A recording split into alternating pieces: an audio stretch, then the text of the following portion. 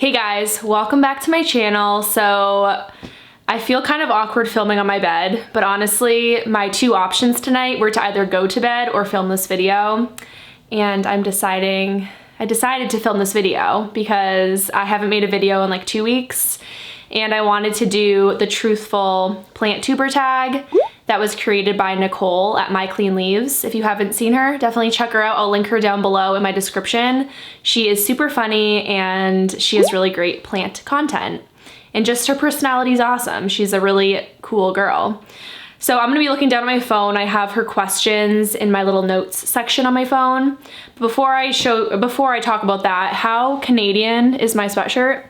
I'm wearing Roots sweatshirt and pants, and I'm wearing a toque. So yeah, I'm repping Canada today. I'm actually originally from Canada, so that is just me showing my Canadian spirit. So yeah, let's get into these questions. And honestly, it's kind of, I have to like uncover my ears a little bit. I can't like hear myself correctly with my ears covered. Okay, so let's get into it. So the first question, have you ever received a plant-related product, tried it, and decided not to review it? So I have been asked by a few companies to review their products, and most of the time I turn them down. The reason for that is because I can just tell by looking online that I would not be using the product. Like, it's something I would never buy personally, and I'm not gonna just accept a product to review if I personally wouldn't use it. Like, there was that globe, if you guys know that like terrarium that's like shaped like a circle. I was asked to review that. It's like a biodome or something, and I just don't like the look of it, so I didn't accept that. I think the only products that I accepted were grow lights by Hidden Harvest, but I didn't personally want them, so I did a giveaway. But I didn't actually like receive the product because I didn't want grow lights in my house. So yeah, I think that's the only product that I kind of accepted, but not really because it actually went to my viewers. I think 2 people won them. So a plant accessory you use, but you never show on camera. So the only thing that comes to mind is technically not a plant accessory, but it's my Brita filter. So I filter all my water with a Brita filter, like the filtration system. And it's not like technically a plant product, but for me it is, because I don't even use it for myself. Like, I just use tap water if I'm drinking water, but my plants get the special treatment and they get filtered water. So that's really the only thing I don't show on camera, even though I did want to talk about it like in the future, a future video. But I don't really use many products, to be honest. Like, I try to keep my plant care very simple and streamlined, and I try not to have a lot of products in general in my life. I try to find creative ways to do whatever I'm trying to do. So yeah, that's, I guess, the plant product. Plant accessory you'd like to buy, but you won't because the brand is too shady. And honestly, nothing came to mind. I thought about it for a while, and honestly, nothing comes to mind. Do you have any blocked words on your channel? And I wasn't sure, so I had to look on my settings on YouTube, and I actually don't have any blocked words. And I probably should, just because I do get the occasional hate comment or just kind of creepy comment. So I might go back and block some words. That probably would be a good idea and save me some time, because I don't want that kind of negativity or just like inappropriate language in my comment section. Do you delete comments? If yes, why? And I do delete comments, and I only do it if they are mean, if they are not like constructive criticism, if they're like disrespectful or like sexual, I will delete them, because I don't want other people to feed into that. Like, my channel is not a place for hate. But if someone's gonna be like, leave a critical, constructive criticism, that's totally fine. Like, you don't have to agree with what I'm saying if you're gonna be nice about it. But if there's any type of mean spirit behind it, you're gonna be deleted. So, and I don't even respond. I've responded one time to a hate comment, and I totally regretted it, because people often leave hate and they want to have the back and forth. They're not gonna be nice to you if you respond, even if you're nice when you say something back. So it's honestly just like pointless to even say anything to them. I don't want to give them my time or I don't want to put any time or energy towards hate, you know, like it just doesn't do me any good. If someone's leaving a hate comment, they obviously are a sad person, a miserable person in the first place. So yeah, you'll get deleted if you leave me hate. So what's a plant you're fed up with? So there are 2 plants that come to mind. The first being Thanksgiving cacti. I've killed so many Thanksgiving cacti in my day, and I've even repotted them into smaller pots. I just hear so many different care advice when it comes to caring for Thanksgiving cacti. Some people say they like to be constantly moist. Other people say let them dry out.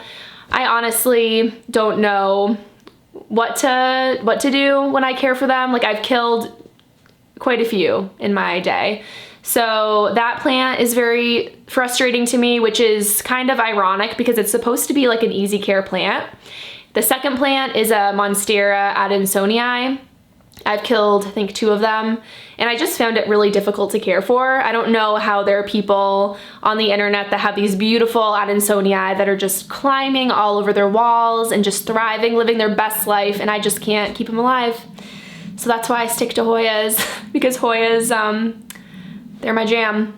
Okay, the first person to come to mind that you trust the most in the plant community.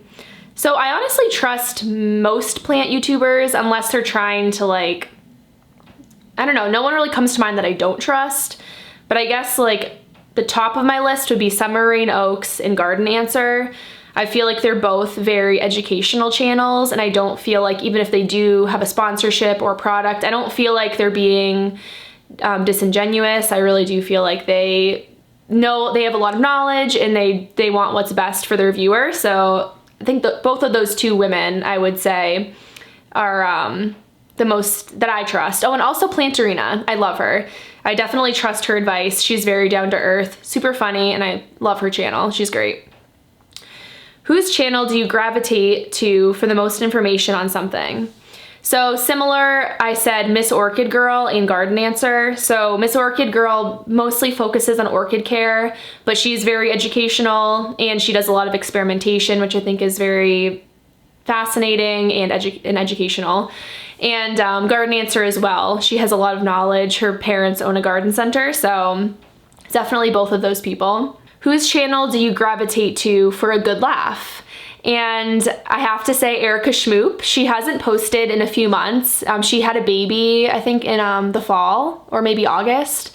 And she's just super funny and down to earth, and I just think she's hilarious. And then of course Betsy Begonia. There's so many really funny people. Pam. I know this is asking for one person, but there's just so many funny people. Pam's from Pam's Planty Things. Is that Pam's Pretty Plants? There's so many Pams, as you all know. But the Pam that lives in Massachusetts, she just cracks me up. Like, I love how sassy she is, and like she doesn't give a shit about what anyone thinks about her. And I just really admire that, because I know for me personally, when I first started my YouTube channel, I was super just like nervous to be myself, and I feel like over time I've kind of come out of my shell, but it's taken me a while. Like, when I look back at my older videos, I cringe so hard because I just kind of like seem robotic, and I'm like looking at the camera, I'm looking at the screen, like there's a screen that shows you what you look like, and I'm like looking at that, so I'm not looking at the lens, and it just looks like I'm a robot or something, which I know is super critical of myself, and you know, not everyone's gonna be great right away. Like, I'm not naturally an entertainer. I'm kind of like really quiet sometimes, and like I don't do things to entertain people. I kind of just in myself, like I don't think about that. I just kind of keep to myself. But anyway, I just love Pam. Anyway, I'm going off on a tangent. So let's see. Someone you'd like to meet in real life that's a plant YouTuber. So I have a list here. I said Ash from, what's her username? Plant a Seed with Ash, Betsy Begonia, Erica Schmoop, James, I'll leave his handle at the bottom. I forget his YouTube name. Pam, and then Scott from Scott Grows an Avocado Tree. All those people I would love to meet, in addition to more. Like, I want to meet like everyone that's on YouTube. Everyone seems really cool. I would love to just have like a big plant party. Like, I would love to do a plant swap with everyone. I think that'd be so awesome. Like, just bring everyone together and just see everyone in real life would be awesome. The number one plant on your wish list right now. So the variegated string of hearts that's pink, I would love to get. I used to have one, but it had snails, so I did unfortunately throw it out, which I kind of regret doing because I totally could have propagated it, but I didn't realize that you could propagate the string of hearts without a tuber. I thought you needed the tuber to do that, but actually you can propagate it using the butterfly method, which I will film at some point. It's not my method. I think there's a girl on Instagram that created it or thought of it. But anyway, that's the plant that's number one on my wish list. And it's not a Hoya, which is very surprising. If you could collab with one plant tuber, who would it be? Erica Schmoop. She's adorable and hilarious. Soil or leca? Soil all the way. I would love to experiment with leca, but I definitely feel very comfortable using soil, and I like just being around soil, getting my hands in the dirt, and I love how you can feel how moist it is just using your finger, and it's just very intuitive at this point. Like, I can just look at it, maybe lift up the pot and feel if it's needs water or not, but I usually will like use my finger or my moisture meter to double check, but I just feel very comfortable using soil at this point. Name one person in another country you'd love to collab with. Betsy Begonia, she's my girl from Lille, France, and I would love to have a glass of wine with her, or a few glasses, maybe a bottle, and, you know, plant up some Hoyas or do some shopping. That'd be so much fun. I love her. In-store plant shopping or online?